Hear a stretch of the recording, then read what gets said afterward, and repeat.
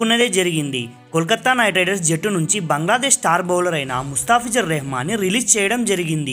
So Bharat బంగ్లాదేశ్ల మధ్య దౌత్యపరమైన ఉద్రిక్తత కారణంగా బీసీసీఐ ఈ నిర్ణయం తీసుకోవడం జరిగింది.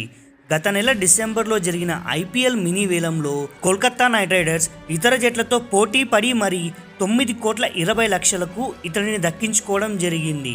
అయితే బీసీసీఐ కేకేఆర్ జట్టుకి ఇంకో వెసులుబాటు కలిగించింది.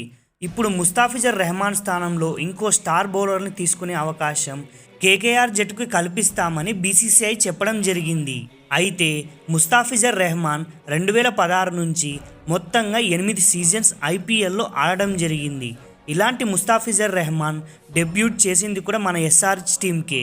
అసలు ముస్తాఫిజుర్ రెహమాన్ని రిలీజ్ చేయడానికి ముఖ్య కారణాలు ఏంటంటే భారత్ మరియు బంగ్లాదేశ్ మధ్య సంబంధాలు చాలా వీక్ అయ్యాయి.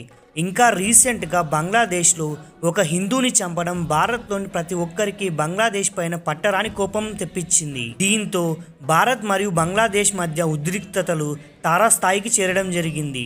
సో ఇలాంటి సిచ్యువేషన్లో ముస్తాఫిజుర్ ఐపీఎల్లో ఆడటం, ఎస్పెషల్గా కేకేఆర్కి ఆడటం ఎవరికీ నచ్చట్లేదు. ఈ విషయంలో కేకేఆర్ టీం యజమాని అయిన షారుఖ్ ఖాన్ కూడా విమర్శలు ఎదుర్కోవడం జరిగింది. సో ఫైనల్గా కేకేఆర్ టీం ముస్తాఫిజుర్ రెహమాన్ని తమ జట్టు నుంచి విడుదల చేయడం జరిగింది.